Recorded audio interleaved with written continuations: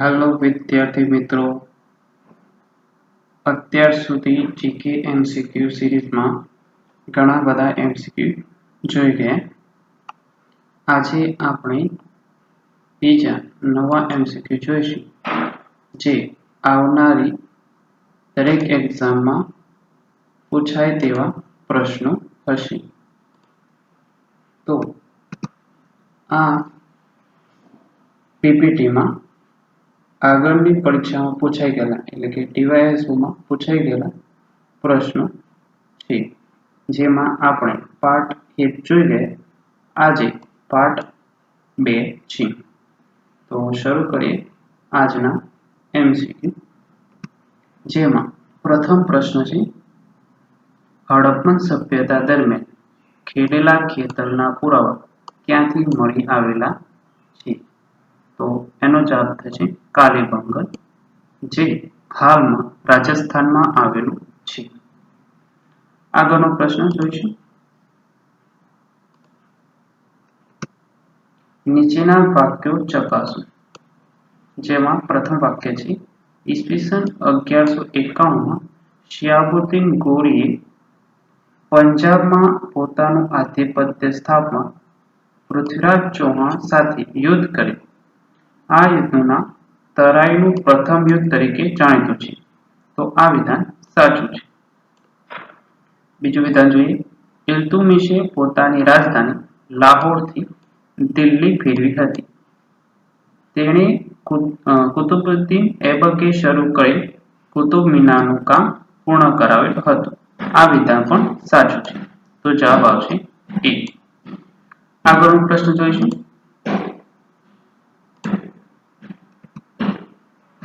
નીચેના વાક્યો ચકાસો. તો પ્રથમ વાક્ય છે, વિજયનગર સામ્રાજ્ય કુલ 5 વંશમાં વહેંચાયું હતું. તો આ વિધાન ખોટું છે. 4 વંશોમાં વહેંચાયેલું હતું વિજયનગર સામ્રાજ્ય. બીજું વિધાન જોઈએ. ઈસવીસન 1565માં બહમની રાજ્યોએ એકજૂથ થઈને રાક્ષસ તગડીના યુદ્ધમાં વિજયનગર સામ્રાજ્યને ભયંકર પરાજય આપ્યો હતો. તો આ વિધાન સાચું છે. બહમની રાજ્યો એકજૂથ થઈને વિજયનગર સામ્રાજ્ય પર હુમલો કર્યો હતો, જેમાં વિજયનગર સામ્રાજ્યનો વિનાશ થયો હતો. તો જવાબ આવશે બી. આગળનો પ્રશ્ન જોઈશું.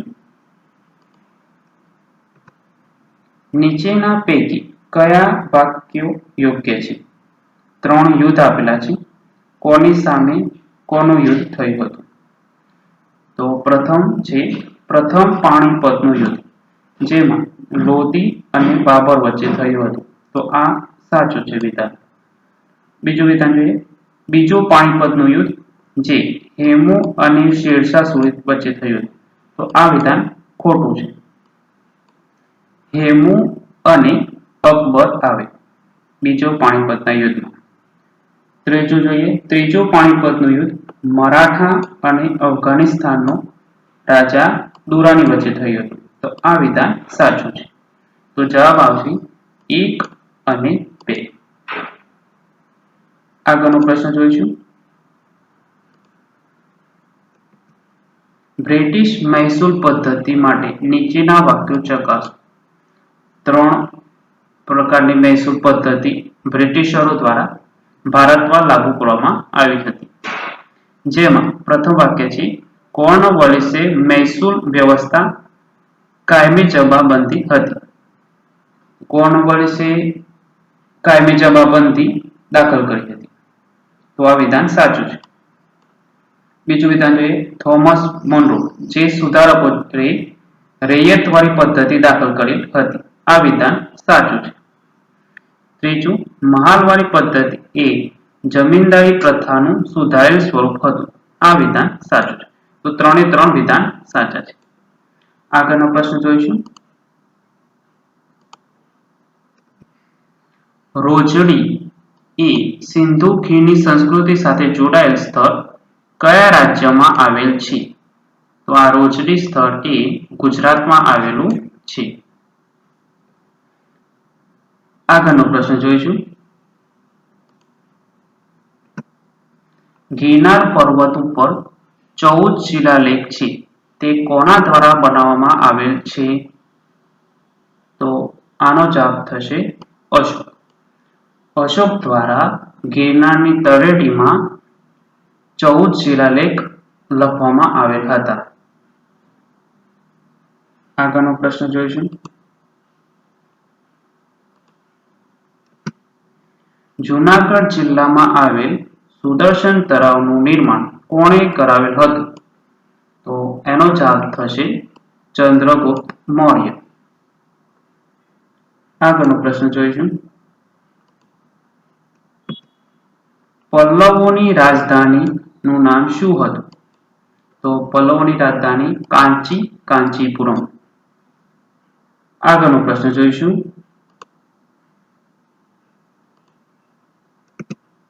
મધ્યકાલીન સમયમાં ચોલ સામ્રાજ્યની સ્થાપના કોણે કરી હતી?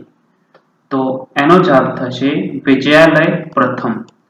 વિજયાલય પ્રથમ દ્વારા ચોલ સામ્રાજ્યની સ્થાપના કરવામાં આવી હતી. આગળનો પ્રશ્ન જોઈશું. વલ્લભાચાર્ય દ્વારા મધ્યકાળમાં કયા ધર્મનો વધારે પ્રચાર કરેલ હતો? તો જવાબ આવશે વૈષ્ણવ સંપ્રદાય. વૈષ્ણવ સંપ્રદાયનો વલ્લભાચાર્ય દ્વારા પ્રચાર કરવામાં આવ્યો હતો. આગળનો પ્રશ્ન જોઈશું. શાહી ચાર્ટ દ્વારા ઈસ્ટ ઇન્ડિયા કંપનીની સ્થાપના કયા વર્ષમાં થયેલ હતી? તો શાહી ચાર્ટ એટલે કે ખરડા દ્વારા ઈસ્ટ ઇન્ડિયાની કંપનીની સ્થાપના ઈસવીસન 1600 માં કરવામાં આવી હતી. આગળનો પ્રશ્ન જોઈશું. લંડનમાં ઇન્ડિયા હાઉસ કોણે બનાવેલું હતું? તો આ લંડનમાં ઇન્ડિયા હાઉસની સ્થાપના શ્યામજી કૃષ્ણ વર્માએ કરેલ હતી. આગળનો પ્રશ્ન જોઈશું. સન 1918માં અમદાવાદ મિલ સંબંધિત હડતાલની આગેવાની કોણે સંભાળી હતી? જે અમદાવાદમાં મિલ સંબંધિત હડતાલ પડી હતી તેની આગેવાની મહાત્મા ગાંધી દ્વારા કરવામાં આવી હતી. આગળનો પ્રશ્ન જોઈશું. બીજી રાઉન્ડ ટેબલ કોન્ફરન્સ કયા સ્થળે મળેલ હતી? તો આ બીજી રાઉન્ડ ટેબલ કોન્ફરન્સ ઇંગ્લેન્ડમાં આયોજન થયું હતું. ત્યાં લંડનમાં આયોજન કરવામાં આવેલ હતું. આ બીજી રાઉન્ડ ટેબલ કોન્ફરન્સમાં મહાત્મા ગાંધી ગયા હતા. આગળનો પ્રશ્ન જોઈશું. મહાત્મા ગાંધીએ કયા દિવસે મીઠાનો કાયદો ભંગ કરેલ હતો? તો જવાબ આવશે 6 એપ્રિલ 1930. આ મીઠાનો કાયદો દાંડી યાત્રા દ્વારા ભંગ કરવામાં આવ્યો હતો.